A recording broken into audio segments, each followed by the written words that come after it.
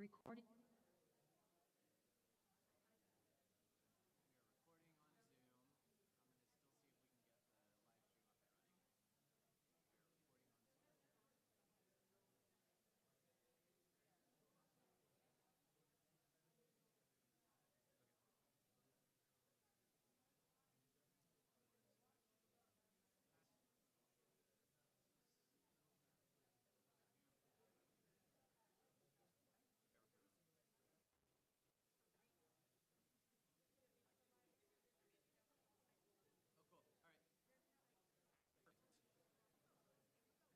All right. Perfect. Okay, all right. Cool. We're Zoom. How do you do? Hello. Very okay. Well, good time. So listen to us for now. Well, that my name is here. Short answer like of a line and just out of yes. Thank you all here. I think those are now online. And we're gonna get started. So we are gathered here today in honor of Refaat in Sujaya on September 29th, 1979, and earned his PhD with a dissertation on the poetry of John Donne. He taught literature at the University of Gaza, was now destroyed. Refaat was the editor of two writings by students, the writes silent published books. His journalism has been featured in Times, and he has appeared on the ABC News, and Now. Refaat was a volunteer at the Gaza, work which he continued up until his death. It was written in Georgia Resolution 16, which was read adopted on March 28th. Broad representative to say, it describes Refaat and say, Refaat was a person with an integrity, fairness, and by example, he made life a better place in which to live. The international community was started a rail strike at his sister apartment in Gaza on December 6, 2023. At the 4th. I invite you to please join me now in a moment honoring Refaat al-Hariri's love and passion, rendering a generation of Palestinians and inspiring to share stories.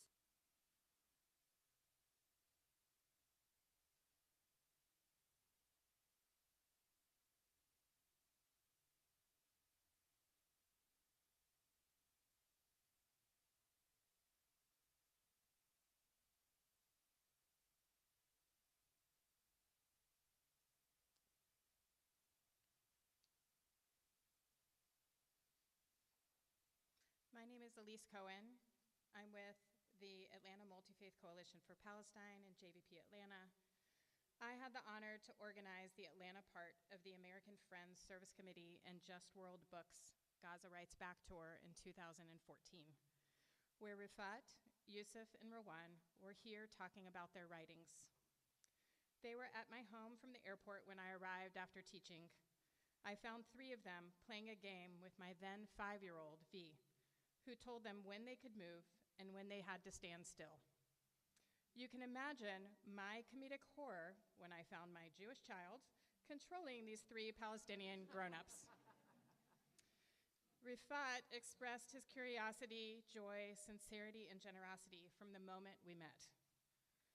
I was touched by Refaat's ability to connect to young people, showed in his creation with V of an optical illusion club, of which only Refaat and V were members. And to be honest, V only allowed Refaat as the member. Years after he returned to Gaza, Refaat continued to send pictures to V to keep this optical illusion club going. Refaat talked and wrote about the significance of meeting Jewish people who cared about Palestine, advocated for Palestinian freedom, and furthered the notion that Judaism and Zionism were not intrinsically connected. He shared about his teaching pedagogy, exposing his students to a variety of writers and thinkers. And honestly, I was shocked and touched by his ability to humanize Jewish characters in classical literature, despite the Israeli oppression he experienced in his own life. As a scholar activist, I was struck by his dedication to his students, mentoring them to write and share their stories in lasting ways, and transforming some of these connections into the most meaningful friendships. Not long after his visit in Atlanta, he published 2 pieces forever etched in my body and heart, in which he called on, I said I wasn't going to cry, and expected us, as his Jewish friends, to continue to work to end Israel's impunity.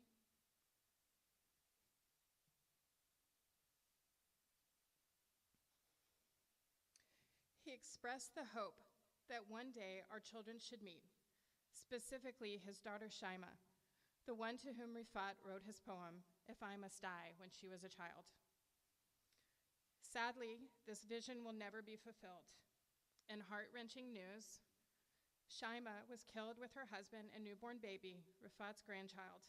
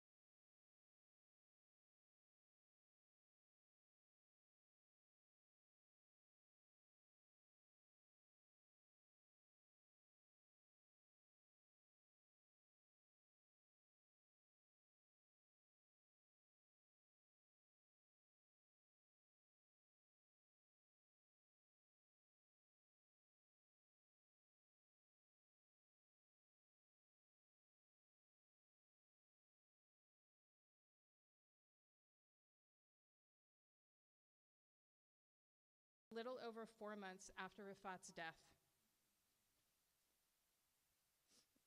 Though Refaat and I never saw one another again in person, we kept in touch over the years in different ways. I asked if he wanted to speak to a North American delegation I co-led to Palestine, trying to metaphorically break through the Gaza siege while the significance of writing the stories that need to be told and how some take time and can be painful. Both the agony in writing and needing to write them and the concern about how they will impact people we love and asking them to share their sometimes painful experiences. He shared an article he'd written about his uncle, his cousin's experience. It had taken him years to write. As I read it, while I burst into tears, thinking about the power of his storytelling, the care he took each step of the way, and what the story meant to each family member still living. After we ended that conversation, I was so moved that I sat down and wrote for hours. He was always an inspiration, and I wish I had told them that more often.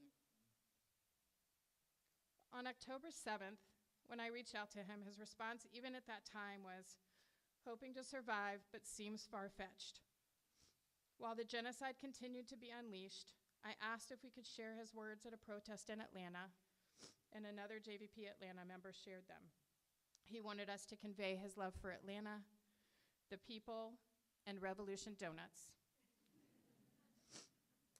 When he texted coloring pages from his daughter Amal, I shared pictures of the puppet Amal, representing welcoming refugees worldwide that came through Atlanta, and the crowds that came to greet her. At some point, I was so conscious of not wanting him to waste time and energy communicating with me that I would just send messages to tell him we were continuing to protest, meeting with members of Congress, and I would send words or phrases like praying, thinking of you, wishing for your freedom and the freedom of Palestine. Sometimes he would respond with a sentence or two, but usually with a prayer emoji, which let me know he was still alive. All the while, he was publicly and boldly sharing the everyday, soul-crushing realities of living in and through the genocide for the world to see, in media interviews, writing articles, and on social media. The last message between us was on December 3rd, 2023. I am among so many people he touched, where the news of his death was absolutely devastating. And since his death, Refaat's name and legacy have become globally recognized and his impact monumental. One person who knew Refaat best and can speak to Refaat's legacy in life is Dr. Yusuf Al-Jamal. Coming to us today from Turkey, very late, Yusuf was a dear friend of Refaat's and also of ours. Dr. Al-Jamal, or Yusuf, is a refugee from Al-Nusayrat refugee camp in the Gaza Strip, and is the God coordinator of Palestinian activism. Thank you, and you all heard that. Okay. Palestine Activism Program of the American Friends Service Committee. He holds a doctorate in Middle Eastern Studies, is a senior non-resident scholar at Hashim Sani Center for Palestine Studies, University of Malaya, Malaysia. He has contributed to a number of books on Palestine, Gaza Writes Back, Light and Gaza, as well as numerous articles. You have compiled and wrote the introduction to Refaat's If I Must Die, Poetry and Prose, that you can get at Carrot Bookstore. Please turn your attention to the screen and welcome Dr. Yusuf Al-Jamal. Very much for the introduction, and thank you to the organizers of this important webinar today, and thank you all for being here today. It's very hard to talk about Refaat, but I'll share some of the memories I had with him in different parts of the world. And I want to start in Atlanta, Georgia. That's where Refaat was exposed to the Southern American accent, and every time someone uses y'all with him, he would say, "You lost me at y'all," and he enjoyed doing that. Um, I became a student of Refaat Al-Ar'ir in 2007. I joined his English language classes. His reputation was that he was a very tough teacher. You never get a full mark with that, but you would still find hundreds of students within his classes, hoping that they get some of the knowledge, the very wide knowledge he had. He was the toughest teacher, but we loved him the most. And we never felt that Refaat was our teacher only. We never felt the gap between a student and a teacher. Refaat was our friend. Refaat was our mentor, our guide. He was the one who would bully us sometimes so that we become the best versions of ourselves. And he's the one who would guide us when we need guidance. He made us feel very special. He made every student of his to feel very special, that they had the time they need, the guidance they need when they go to Refaat. I always picture Refaat as a thin, young, tall man running from one lecture to another, always busy, multitasking, and carrying a book under his elbow. Um, I traveled with Refaat to Malaysia on the same flight in 2013. On the way to the airport, we were not allowed to travel to Cairo airport by ourselves. Refaat was playing games. He was also into, computer games on my iPad.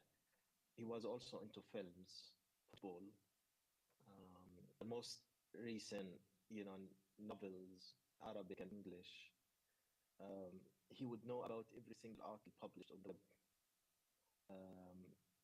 So he was multitasking, and I remember him at the airport. He had his laptop in front of him while we were waiting for our flight for about 2 days. And he was working on his laptop, editing a text, tweeting, checking his email, writing back to a student. He would have like 10, 15 like windows open. And then when we got to Malaysia, he asked me if I had a place to stay. And I said no, and he offered to took me to his place. He was a great human being. I lived in his living room for 3 weeks.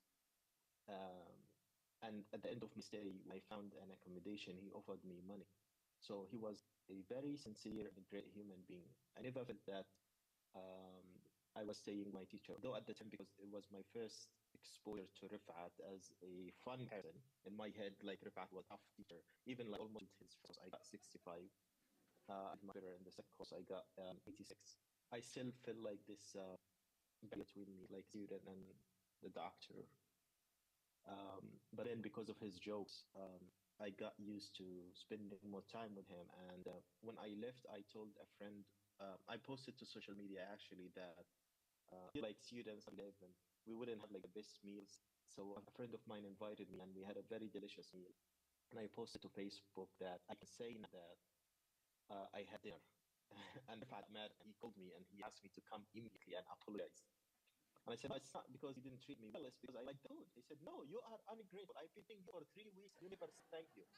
So he asked me to come to his apartment, and to his apartment. And he said, the only way, he said, literally, he told me, I will burn you alive. So he was very brutal with his jokes, his dark humor. And the only way he forgave me was asking me to buy a watermelon. So I bought a watermelon. I went upstairs and we shared the watermelon. That was our reconciliation agreement. The apartment was also Mohammed Hassoun, as flatmate, who was killed along with his family, an IT expert of the genocide. So I have a lot of memories with Rifat. I don't know where to start, where to end. Um, but his sense of humor, before I get to his poetry, I don't know, I think I only have 15 minutes, um, is very remarkable, as I said. And over the years, he wouldn't forget, like as Elise said, he would send the optical illusions 10 years later. He wouldn't forget. And he would treat everybody he knew the same way. He would follow up with them. And in 2014, when we traveled to Birmingham, Washington State, we met a guy called James, and Fat forgot his computer mouse at James. And James had to send it in the mail, and Rifat said, no, thank you, I think another one. But James did not send Rifat's humor. So every time he would send him an email, say, how is the computer mouse? He said, all right. And last year I was in Billingham, and Rifat asked me if James has 1,000 eyes now. Using his pun, he was very good at pun. Even he had a game he designed himself called Pun Intended. And James said, no, I do not have any mouse. And Rifat asked me, does he have a cat? So he was very good at using pun. And that's why in um, I Must Die, he talked about the tail and the tail, like Tailtale. Um, we'll read two paragraphs from from I Must Die. I hope you get the book. I know it's out of stock now, but it will be available soon. So on December 11, 2023, Rifat said, I teach English poetry this term. I have 200 students. I told you, like, 100 students would join his class. And he always told me that the number of students who A's with him is more than the number of students who fail his class. But he always struggled with students who would complain about him because he was a tough teacher. And then, like, students who would get A's never, like, praise him in front of the administration. I posted an announcement on our Facebook group telling them I am sorry that I cannot help enough. I cannot protect them. I should be, as a teacher, protecting his students. And I asked them to write poetry, Arabic and English articles. And I did tell some of the published articles and pieces and poems as part of my role as a teacher. Rifat was the de facto editor of the Illustrated Father in Gaza during the genocide. He sent dozens of pieces written by his students and published them on the website. He would always say, publish or perish. That's his like motto in life. Despite me being extremely under pressure, having my home, my building bombed, and having to evacuate to many places and shelters, I usually summarize my policy as, to quote Hamlet, and he loved Hamlet. And one of the students made a joke about Rifat that he kept Hamlet under his pillow when he slept, and he laughed a lot about this joke. Hamlet says, I must be cruel to be kind, and that's Rifat. This describes Rifat. Like the tough teacher who's tough because he loves you. Tough love. I tell my students, I am tough because I love you. I care about you. I want you to be better students. So I work them hard in terms of attendance and assignments and tasks and exams. Many students fear me generally in life. In university, even outside, they are usually cautious despite that I try to be as friendly as possible. But again, a tough teacher is always feared in a way. So this is the first quote I want to read today. And then from Gaza Writes Back, there's a poem that Rifat wrote titled To Palestine, to Gaza, in which he says, despite Israel's death sentences like lead cast upon the head, knowing at our life, clinging to it like a fleet a kitten, and stuffed in our throats, the moment we say Amen. To the prayers of old women and men, looking their ways to God, we dream and pray, clinging to life even harder. Every time a dear one's life is forcibly rooted up, we live, we do. And two things about this poem. I know because it, I need to unlearn my screen. So if you look at the poem, it takes the shape of a bomb, and that's very ironic and very true because that's how Refaat was killed for writing poetry and writing about Africa. So the shape of the bomb, he was intentional in his writings, and also he talks about life. And this is how I remember that as a person of life. He loved life. As I said, he was into movies. He would invite his friends out to the beach to have kunafa, to have food. He was a fun person to be around, and Elise can attest to this. And I traveled for at least one with Refat in 2014, and I never felt like it was one month because Refat always had just back. So it's really fun to travel with Refat. Now I'll go to If I Must Die. I have some other poetry pieces by Refat to highlight. I'll start with If I Must Die, the title of the book at the same time, page 19. So Rifat, as Elise mentioned, wrote this poem in November 2011, and he put it to his X account in November 2023 when he felt that his time is coming to an end. He wrote for his eldest daughter, Shayma, who was killed. And since Shayma was killed, poem now serves as a will to everybody. Everybody in the hall where you're meeting and convening, everybody around the world is meant by this poem, or this poem was written to everybody. And the philosophy, I want to talk about the philosophy of life. If I must die, it's not like Rifat choosing to die. Rifat was the opposite of death. He was life. Then we have these things. It's something like imposed on Rifat rather than he choosing to die. If I must die, you must live to tell my story. So that's the task Rifat asks us to do. To sell my things, to buy a piece of cloth and some strings, make it white with a long tail. And again, Rifat talks about kites here. Um, because he himself flew kites in Shija'iyya as a child. So that's Rifat flying kites. I'm sure you know about the significance of kites now when it comes to Gaza. It's all over the world. Rifat kites are flying all over the world. So that a child somewhere in Gaza, while looking him in the eye, awaiting his dad who left in a blaze and bid no one farewell, not even to his flesh, not even himself, sees the kite, my kite. This is exactly like that's Rifat. He did a lot as a teenager. Um, my kite you made, flying up above, and thinks on a moment, an angel is there, bringing back love. If I must die, will it bring hope? Will it be a tale? And there's also a documentary that Elise contributed to, among other friends, about Rifat's life in Japan, titled "I Must Die." Uh, if I must die, sorry, and it was viral in Japan.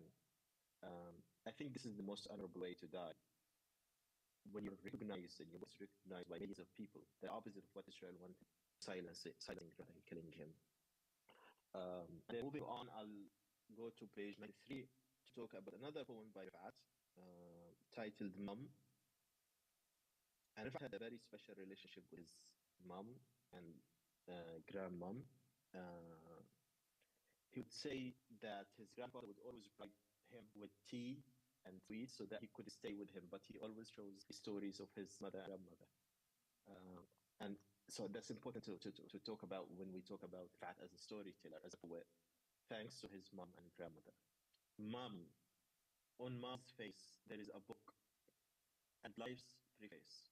Between these lines and in these two ways, life tells. That line is hope. That one is love. That death. When she smiles, she gives hope. She gives love. She gives life to life. Um, and this reminds me of line, I think it's Sonnet 17 that Rifat taught us by Shakespeare. It starts with, shall I compare thee to, although I studied 17 years ago, in fact, I still remember the lines. Shall I compare thee to a summer's day? Thou art more lovely and temperate. Love, rough winds do shake the darling buds of May. And then it ends with, so long as this lives, so long as men can breathe and eyes can see, so so long as men can breathe and eyes can see, so long lives this and this gives life to thee. I love this song a lot. it reminds me of his teaching of Shakespeare, especially this poem. And I'll go to I Am You, page 9116. Uh, so this poem refers to the psyche of an Israeli soldier. And this is something that also about his writings as well as in the writings of his students. I remember one of the stories in Gaza Race back, I believe, by Nur al-Bono. It gets into the kitchen, the bedroom, the psyche of an Israeli soldier who comes and serves in Gaza.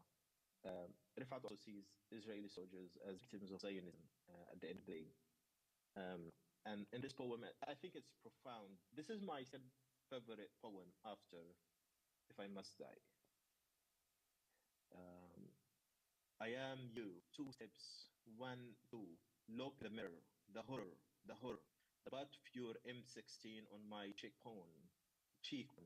Yellow patch it left, the bullet-shaped scar expanding like a swatikta snaking across my face. The heartache flowing out of my eyes, dripping out of my nostrils piercing, my ears flooding the place like it did to you 70 years ago or so. I am just you. I am your past haunting your present and your future. Strive like you did. I fight like you did. I resist like you resisted.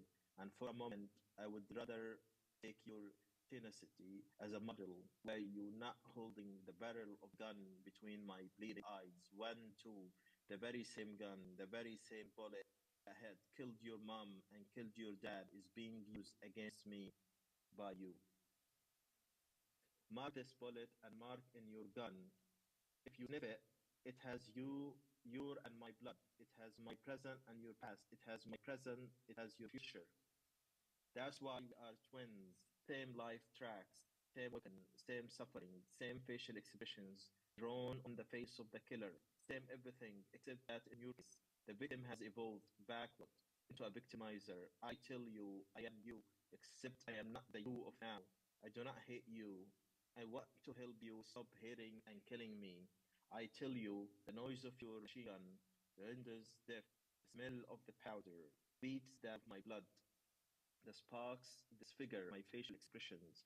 Would you stop shooting for a moment? Would you? All you have to do is close your eyes. Seeing these days blind our hearts. Close your eyes tightly so that you can see in your mind's eye. Then look into the mirror. One, two. I am you. I am your past. And killing me, you kill you. And I want to briefly touch on the Malcolm X moment, as Rifat described it, for Rifat. When he met with Jewish Americans for the first time, he said, "This is the first time in my life I meet Jews who do not point a gun at me."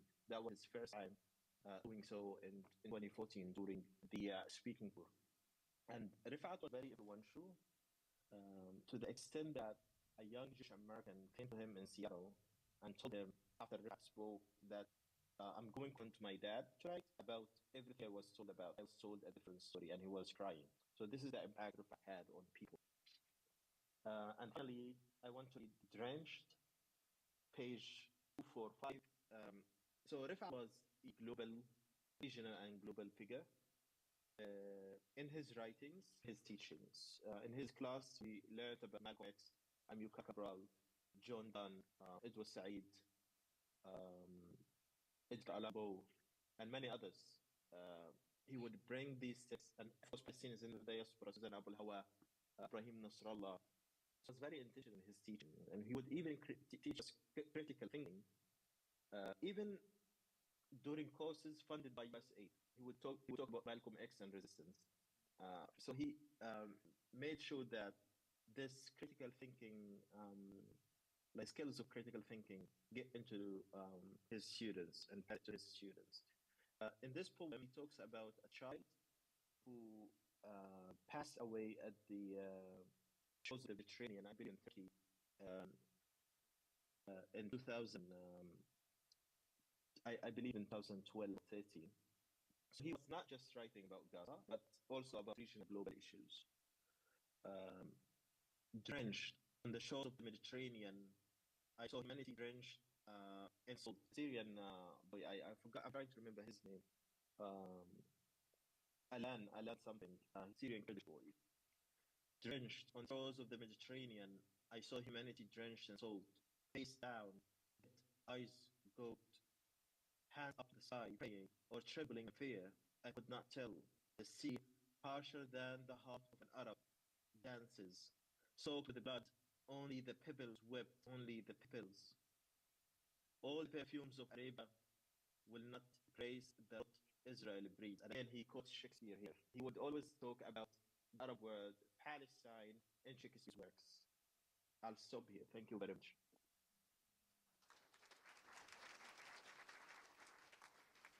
First, thank you to for joining us. I'm from Turkey and for those profound and personal words.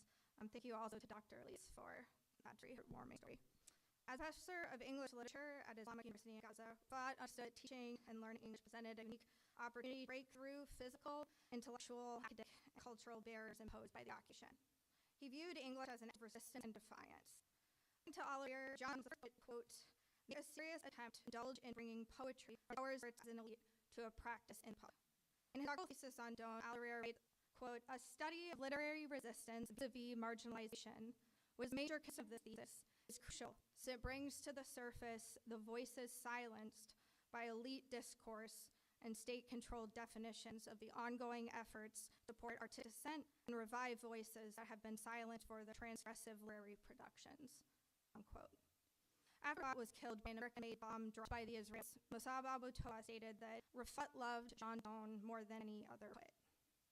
In the life and legacy of Refaat, poet, activist, friend, and teacher, we can see the ways in which he continued Donne's work by building a bridge between the gap of the poetry of the elite and the spoken word of the oppressed. I now invite Kevin forward to read Refaat's tribute John Donne.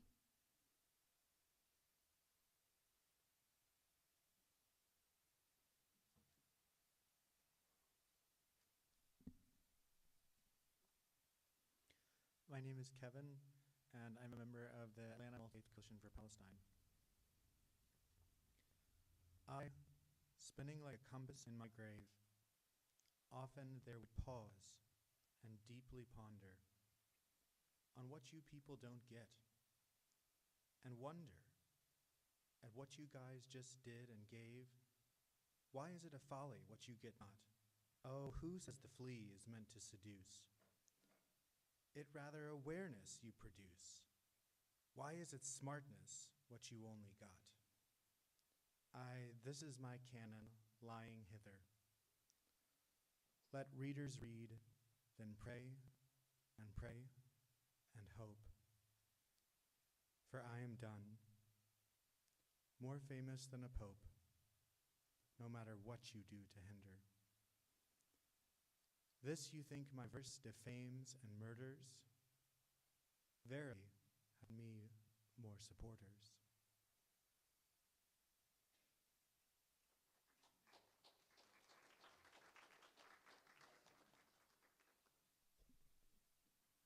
Lectio Divina, or divine reading, is ancient and traditional practice that involves reading, meditating, and being with scripture to deepen one's knowledge of God's word and promote communion with God. The goal is to develop a deeper communion with God and a better understanding of God's word. This practice takes its root in the way that Jewish people read the story of the Passover and the Haggadah, and was first introduced into Christian communities by St. Gregory of Nyssa in the 4th century. Lectio Divina can be practiced with poetry, music, or art. Guiding us through reading, meditating, contemplating, we will use Refaat Alarir's If I Must Die poem as our sacred scripture, allowing us to draw in closely to those profound words. And to pray us out of this practice, we will respond with Mossab Abu Toha's a request after Refaat Alarir. And now invite our readers of the Lectio Divina portion to come forward.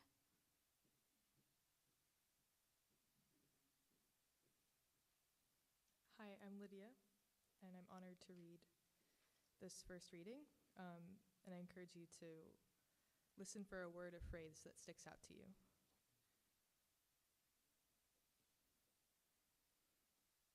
If I must die, you must live. To tell my story, to sell my things, to buy a piece of cloth and some strings, make it white with a long tail, so that a child somewhere in Gaza, while looking heaven in the eye, awaiting his dad who left in a blaze and bid no one farewell, not even to his flesh, not even to himself, sees the kite, my kite you made, flying up above, and thinks for a moment an angel is there, bringing back love. If I must die, let it bring hope. Let it be a tale.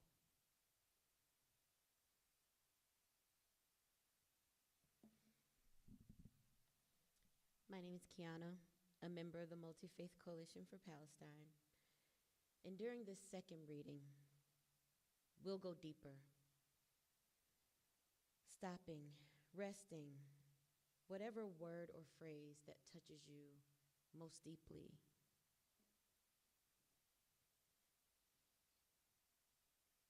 If I must die, you must live.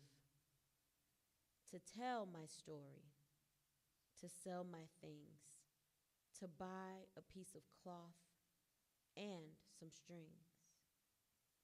Make it white with a long tail, so that a child somewhere in Gaza, while looking heaven in the eye, awaiting his dad who left in a blaze, and bid no one farewell, not even to his flesh, not even to himself, sees the kite, my kite you made, flying up above, and thinks for a moment an angel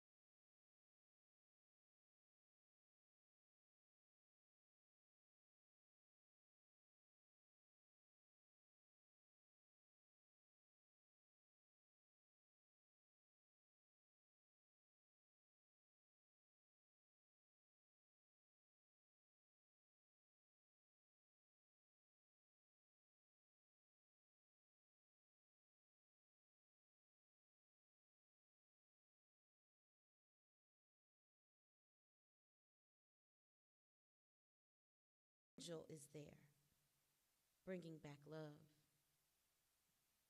If I must die, let it bring hope. Let it be a tale.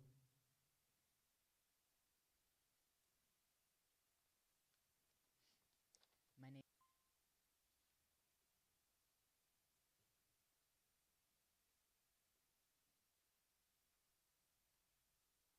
If anyone does want to share something out loud, Elise does have a microphone, so just raise your hand and we'll be around.